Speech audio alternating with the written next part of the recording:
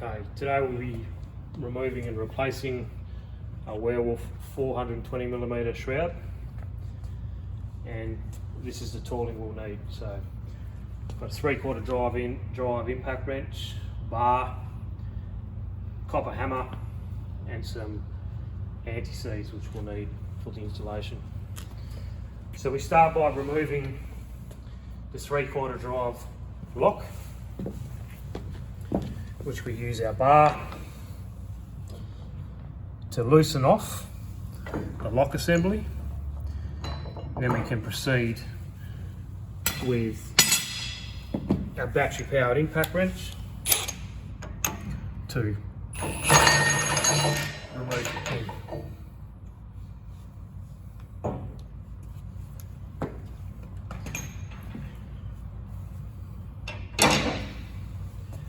Quite often the tooth will need a little tap.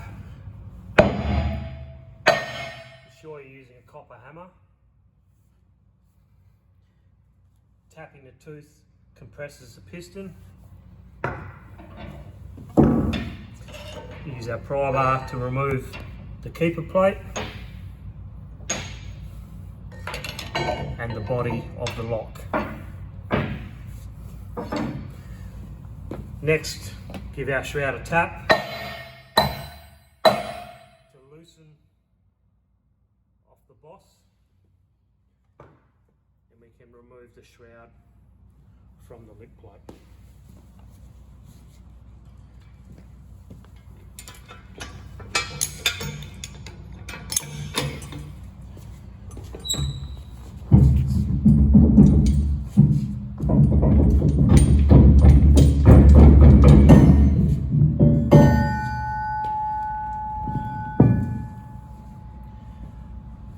To install a new shroud, we first need to make sure our lip plate leading edge is free from paint, dirt, rust, and also the surface around the boss and the tooth mating area.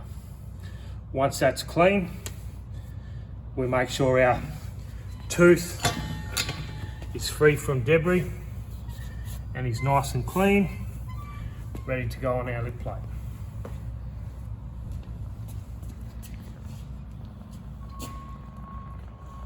Using a suitable lifting device, we can get our bucket tooth in place. Once that's safely sitting on the lip edge, we can push it on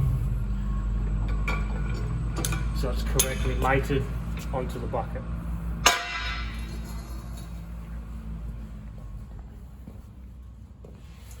When installing your new lock, we install the cavity first with the cutouts facing up,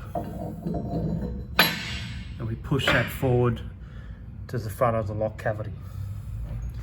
We next have our keeper plate. We install the keeper plate with the cutout facing the bottom. This allows the easy removal at a later stage. We next install our pin. The pin has nylon inserts, which once torqued correctly, stops the pin from coming loose.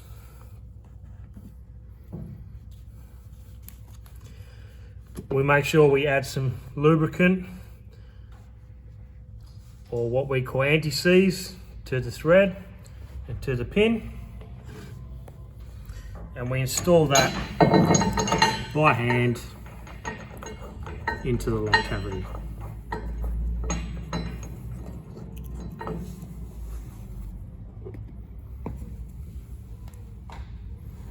We'll use our 3/4 drive impact wrench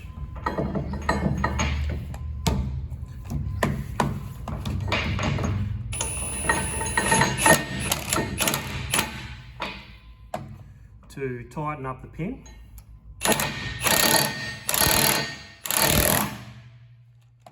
Once it takes up, we'll give the hammer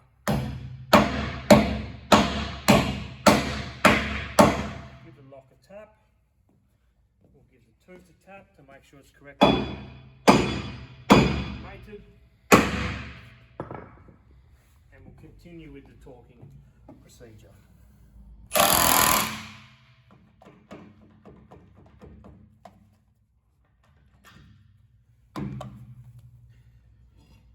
At this point we will use a torque wrench and we'll tension the lock pin to 750 Newton meters.